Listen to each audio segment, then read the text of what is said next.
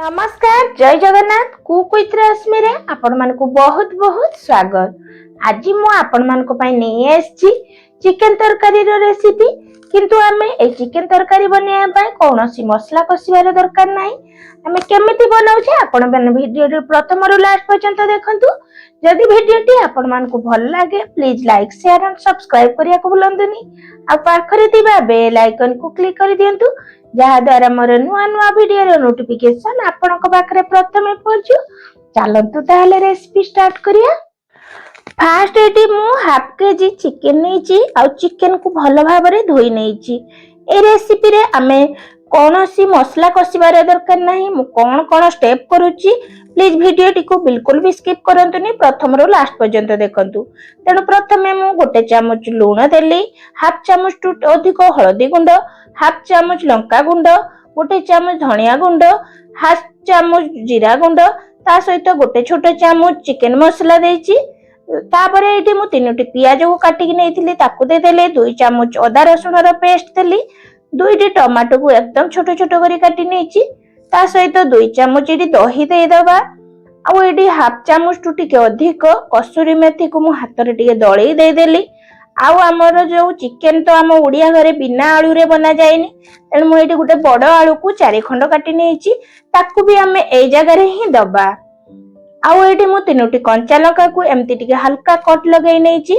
बस एतिके जिंस देई याकू भल भाबरे गुळै नबा।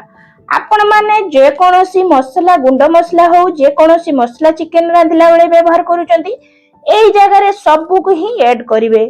आपण मान को जेमिति पसंद सेई अनुसार, किंतु आमे परे कोनोसी मसला व्यवहार करिबानी। बस एई जगह रे आमे मेरिनेट टाइम रे ही सब मसला को ऐड करि नबा। याकू टिके भल भाबरे एठी मु गुळै नेइची देखंतु।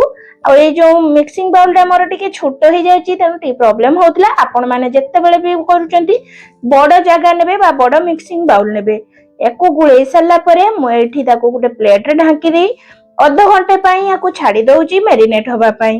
जदि व्यस्त अछंती फ्रिज रे 15 मिनिट पई रखि परिबे। आधा घंटा परे गैस रे मु कढ़ाई बसे देइची, सेतिरे 3 चामच सोरिष तेल दबा। जे कोनोसी आमिष रोषेई करचंती सोरिष तेल रे बनांतु, तार टेस्ट बढ़िया आस्ताए। तेल को टिके कढ़ाई रे चारिआडे गुळै नेली, माने स्प्रेड करि नेली। एबे आमे मेरिनेट करिथिबा जो चिकन आलू मसला सब को आमे एडी ऐड करिबा। आपण माने भाबुचंती कि जे एठी मसला कसा जायनी ता माने चिकन तरकारी भल लागबनी खाया पय बा टेस्टी लागबनी किंबा कलर भल आसीबनी। ए सब पूरा भूल। आपण माने थोर एई भलिया बनांतु देखिबे, बिल्कुल भी यार टेस्ट किछि भी खराब लागबनी। आमे नॉर्मली जेमति चिकन तरकारी बनाओ सेई भलिया चिकन तरकारी रो टेस्ट रहबो, ता थारो अधिक भी भल होई पारे। एई समय रे देखंतु मु टिके गुळै नउची। आ एठी मु गैस रो फ्लेम को एठी हाई करूची। प्रथमे चिकन रू बहुत सारा पानी बाहरताए, तेणु एठी मु 5 मिनिट याकू कवर करिकि याकू कोघबा पई छाडी दउची हाई फ्लेम रे। वीडियोटी को प्रथम रु लास्ट पर्यंत देखंतु, बिल्कुल भी स्किप करंतुनी, जहा द्वारा कि वीडियो रे थिबा छोटो छोटो टिप्स और ट्रिक्स आपण माने जानि परिबे। या भितरे 5 मिनिट हे गलानी। देखंतु चिकन रे केते सारा पानी बाहरिची, सेई पई याकू मु हाई फ्लेम रे कुक होबा पई छाडीतिली, तथापि केते पानी बाहरिची। एबे हमें कवर बाहर करी याकू एम्ति टिके गुळै नबा। देखंतु याकू ए भलिया गुळै सल्ला परे याकू पुणी कवर करिकि हमें छाडी दबा कुक होबा पई। किंतु एई जगह रे मु गैस रे फ्लेम को मीडियम करि नउची। आउ एडी कहि रखुची याकू हमें टोटल 15 मिनिट पाखा पाखी एडी कुक होबा पई छाडी देइथिले। आ मझिरे मझिरे 3-4 मिनिट अंतर याकू हमें चेक करि नउथिले बा एम्ति टिके ताको गुळै नउथिले। एडी टोटल 15 मिनिट पाखा पाखी हल्ला परे एडी चिकन देखंतु केते सुंदर देखा जाउची। बिल्कुल भी चिकन रो मसला कसा जायनी, बिल्कुल जणा पडुनी। पूरा परफेक्टली चिकन तरकारी जेमति चिकन कसा जाए सेई भलिया ही हेइची। चिकन एठी 90 रु 95% पाखा पाखी एठी सिजी जाईची। बस आ अल्प समय परे चिकन हमर रेडी हेइ जिवो। एबे हमें याकू गुळै सल्ला परे हमें ग्रेवी पई एठी पानी दबा। मु एठी गरम पानी दउची। ए चिकन पई आधा केजी चिकन पई मु एठी गुटे कप आ आधा कप माने 1.5 कप पाखा पाखी पानी व्यवहार करूची। आपण को जत्तिके ग्रेवी दरकार सेई अनुसार पानी कम बेसी करि परिबे। मु एठी ग्रेवी मीडियम रे रखुची भात सहित खाया पय। देखंतु पानी देला परे भल भाबरे गुळै नेबा। आउ याकू एई भलिया छाड़ी दबा हमें फुटिया पाए बिल्कुल भी आउ अधिक एठी कवर करिया दरकार नहीं आ मीडियम फ्लेम रे ही कुक हबा पाई छाड़ी दबा एठी 5-6 मिनिट पर्यंत। एठी चिकेन मोर टिके लूण टिके कम लागुतला मु गोटे चामच पाखापाखी देइथिली एबे आउ आधा चामच टू टिके कम लूण दउची बस आपण को टेस्ट अनुसार लूण देबे। लूण देई टिके गुळेई नबा आ बिना कवर देई याकू एई भलिया फुटिया पाई छाड़ी दबा 5-6 मिनिट पर्यंत।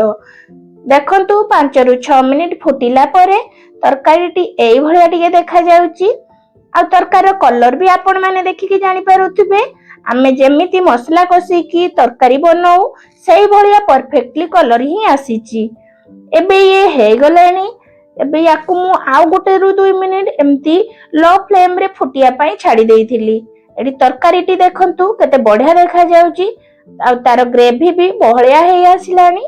एबे तरकारी माने चिकेन तरकारी एबे हे आसिलानी। लास्ट रे हमें दे दबा हाफ चामच टू पाखापाखी बा गोटे जो रुचिर गरम मसला आसे ताकू मु एडी गरम मसला को देइची ता सहित बुझेला को धनिया पत्र को काटिकी देउची। धनिया पत्र आपण माने कम बेसी करि परिबे आ जो धनिया पत्र देले यार टेस्ट भल लागि थाए आपण मान को पाखरे जदी नाही ताले स्किप करि परिबे। एडी देखंतु चिकेन रो ग्रेवी टा एई भलिया हेची एठी मोर एतिकी ही झोल दरकार तनु गैस रो फ्लेम को एडी बंद करि दउची आउ याकू 5 मिनिट पाए एमिति छाड़ी दउची। 5 मिनिट परे देखंतु चिकेन झोल एई भलिया देखा जाउची। याकू देखि केही भी कहि परिबेनी जे ए चिकेन तरकारी हमें बिना मसला कसी बनेइचे। आपण माने जदी एई भलिया चिकेन तरकारी बनेइबे चिकेन बनेया पई रियली 15 मिनिट पाखापाखी कम टाइम लागिवो। आउ एबे तो जो आम देशर गैस बा एलपीजी रो अभाव हेलानी तेनु आपण माने जदी एई भलिया चिकेन तरकारी बनेइबे चिकेन तरकारी तो खाइबे ता सहित गैस भी बंचेइबे। तेनु एई स्टाइल रे मो भलिया तरे चिकेन तरकारी बनांतु आउ एन्जॉय करंतु। वीडियोटी आपण मानकु केमिति लागिला प्लीज कमेंट करके निहाती जणेइबे। आशा करूची आजिर मोर ए भिडियोटी आपण मानकु बहुत पसंद आसीथिबो। भिडियोटी आपण माने कोन जगह रे देखुचंती प्लीज कमेंट करके जणेइबे जहा द्वारा मु आपण मानकु धन्यवाद जणेइ परिबी। आजिर भिडियो को एठी रखुची।